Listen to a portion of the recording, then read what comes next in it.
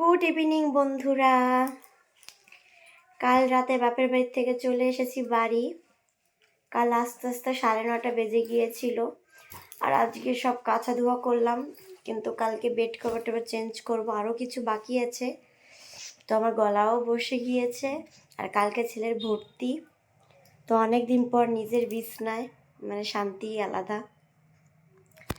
তো ঘুমিয়েছিলাম দুপুরে, এখন উঠলাম, উঠে একটু সব কাজ বাজ সেরে আবার একটু শুয়েছি, কারণ ভালো লাগছে না। আর কালকে ছেলের স্কুলে ভর্তি আছে, বই খাতা দেবে, ড্রেস কিনবো, তো সেইগুলো করতে যেতে হবে স্কুলে। আর বর গিয়েছে বাজারে, বাজার নেই, কিচ্ছু বাজার নেই। কালকে মা একটু একটু করে সবজি দিয়ে দিয়েছিল, সেটাই আজকে সকালে রান্না করা হয়েছে।